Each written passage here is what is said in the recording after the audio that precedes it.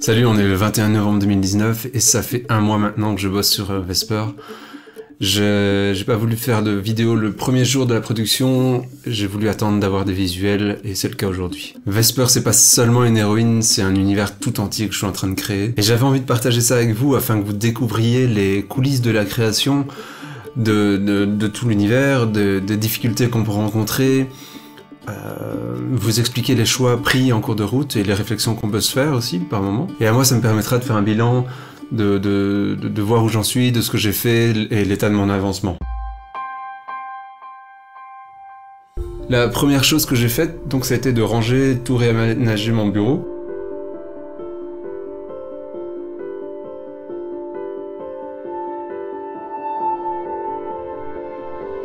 Vesper, c'est la première fois que je fais tout sur une BD, donc à savoir le scénario, le dessin et la couleur. Donc c'est mon plus gros challenge à ce jour. Avant de passer en revue tout ce que j'ai fait durant le mois dernier, on va d'abord s'intéresser à ce qui a été fait avant. Et on va revenir vraiment au tout début. L'origine du personnage de Vesper, je crois que ça doit remonter à ça doit coïncider plus ou moins à la naissance de ma fille en 2012. Quand j'ai commencé à lui lire des histoires et à m'intéresser aux livres qui auraient pu lui plaire, je me suis rendu compte qu'il n'y avait pas énormément d'héroïnes auxquelles les jeunes filles pouvaient s'identifier, ou en tout cas pas à ma connaissance, ou elles n'étaient pas suffisamment mises en avant. En tout cas, on sent qu'elles sont moins nombreuses et moins mises en avant que les héros masculins. Même si la perception des premiers rôles féminins a bien changé depuis, notamment grâce à l'évolution des mentalités. Donc l'idée a commencé à germer à ce moment-là, mais je pouvais pas me lancer dedans sans avoir une vraie idée forte, ou en tout cas que je trouvais suffisamment forte à raconter. Et cette idée, c'est encore une fois ma fille qui me l'a inspirée, et je crois que ça devait être... elle a croisé un jour une personne qui n'avait plus de bras, et elle m'avait posé la question de savoir comment elle ferait, elle, pour dessiner si elle avait plus de main. Je sais plus ce que je lui ai répondu, sans doute qu'elle devrait apprendre à dessiner de l'autre main, ou alors qu'on lui mettrait un bras de robot, ce qui lui plaisait. Mais c'est ainsi que Vesper est née. C'est donc la plus puissante des magiciennes, à qui on coupe la langue, on la prive de la parole nécessaire à l'incantation des sorts. Muette, elle se retrouverait faible, mais grâce à la force de son âme, elle parviendra à trouver une nouvelle puissance intérieure, personnelle, pour survivre dans un monde violent. Même mieux que ça, au lieu d'être une magicienne un peu comme tout le monde, comme toutes les autres, sa mutilation va la pousser vers quelque chose d'unique. Elle va devenir un personnage unique, à part entière. Elle va devenir qui elle est vraiment. Et je crois que c'était en fin 2015, je terminais Barracuda, et j'attendais le script des Chevaliers d'Hélopolis de Jodo. Et donc j'ai eu quelques mois là où je me suis amusé à faire les premiers croquis, les premiers dessins, les premières ébauches du scénario. Donc j'ai tout mis ce que j'avais en tête.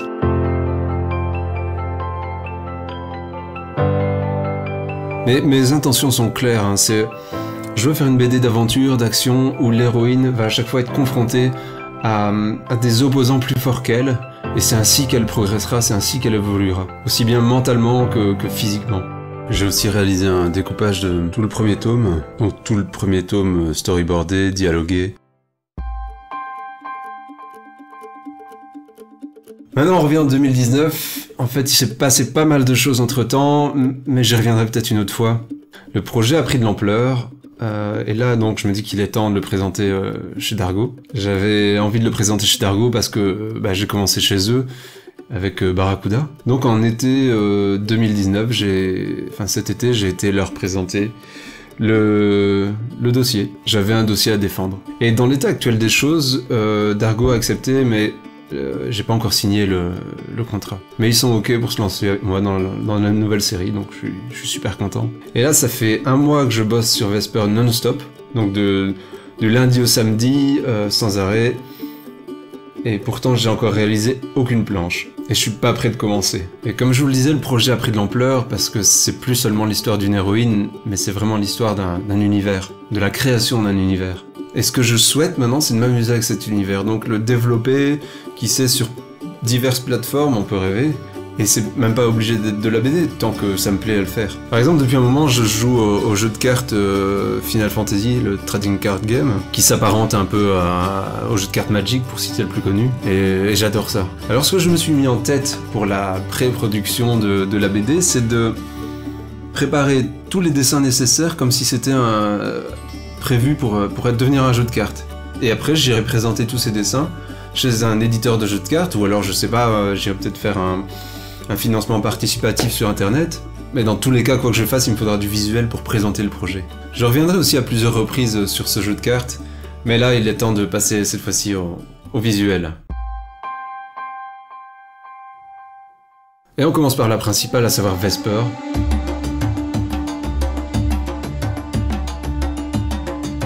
Pendant un moment, c'est vrai que je l'imaginais cheveux courts ou alors carrément rasé, et j'hésitais aussi sur d'éventuels balafres, et j'ai finalement abouti à ce design.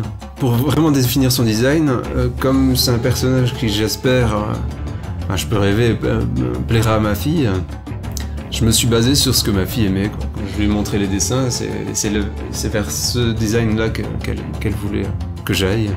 Je me suis rendu compte qu'au moins elle avait de détails, donc d'informations sur le visage, plus elle pouvait s'y identifier. Et je crois que ça a marché, puisque après l'avoir vue dans sa version finale, elle s'est mise elle-même à la dessiner, c'est amusant.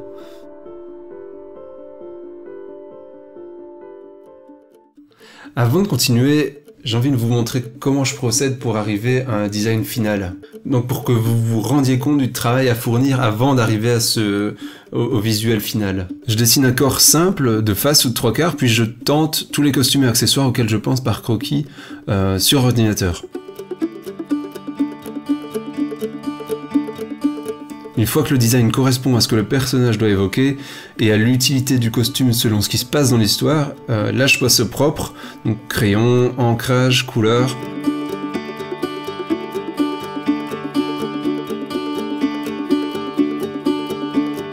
Et je suis passé par cette étape pour tous les personnages. On passe à Zarak.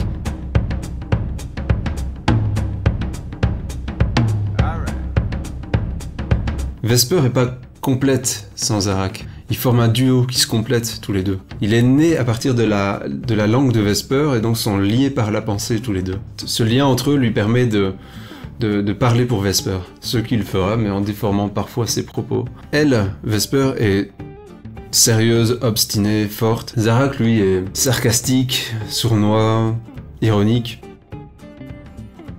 Et il me permet aussi d'ajouter une petite touche d'humour dans une histoire très dramatique et sérieuse.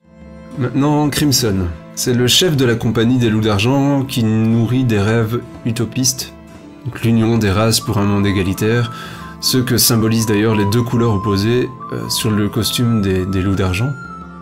Les Loups d'Argent, donc c'est le nom de la grande compagnie dans laquelle fait partie Vesper et Crimson. Au début de l'histoire, Vesper et lui sont en couple, et ils s'aiment d'un amour profond. Et à l'inverse des histoires plus classiques, ici c'est l'héroïne qui va tout mettre en œuvre pour essayer d'aller sauver l'homme qu'elle aime. Maintenant, Lars. Il y a beaucoup de créatures fantastiques dans cet univers, vous verrez. Et Lars est le meilleur ami de Crimson, l'un des premiers à avoir rejoint les Loups d'Argent.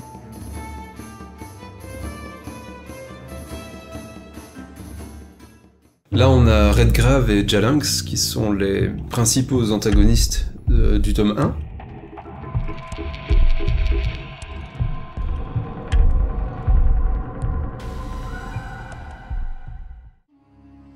Maintenant, on passe à Sulcia Nocturna.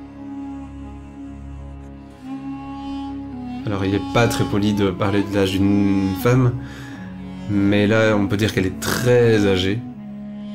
Et c'est une femme pour qui l'apparence physique compte beaucoup. Ça se voit, je crois. Et je suis assez content de son design. Elle risque de devenir la figure emblématique du jeu de cartes. Ce qui lui convient bien, vu que c'est une cartomancière, donc l'union entre cartomancienne et sorcière.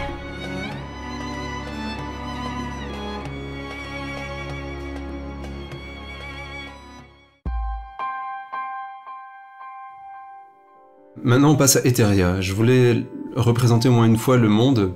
L'idée d'en faire un monde de continent flottant m'est venue très récemment, modifiant certaines scènes déjà écrites. Mais quitte à faire de la fantasy, autant y aller à fond. J'ai une anecdote d'ailleurs, enfin ça me fait penser à quelque chose là.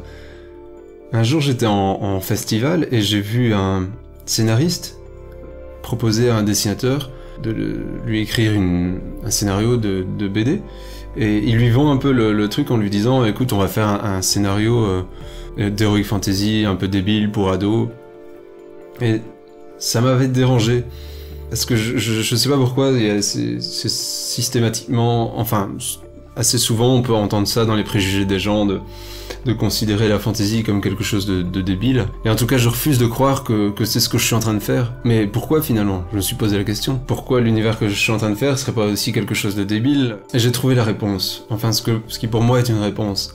C'est que l'univers que j'ai créé a du sens. La philosophie même du monde que j'ai créé résonne avec ce que je crois profondément. Je vais vous l'expliquer. Etheria est donc un arbre-monde qui donne vie aux êtres vivants sur lui, aux êtres qui l'habitent, et en même temps, il est nourri par ces mêmes êtres vivants lors de leur mort. Et ce qu'il nourrit, c'est cette énergie qu'ils ont tous en eux, que j'ai appelée l'éther dans cet univers. Et cet éther est donc chargé de leur expérience et de leurs souvenirs. Donc une âme saine ira nourrir Etheria, et une âme corrompue finira dans les limbes du Nocivus, une dimension parallèle. On pourrait y voir une corrélation avec le paradis et l'enfer, mais c'est entièrement faux, car je vais au-delà des notions du bien et du mal. Ce que je pense vraiment intérieurement, c'est que chaque personne a le droit de faire évoluer sa conscience, de se libérer de sa prison mentale pour trouver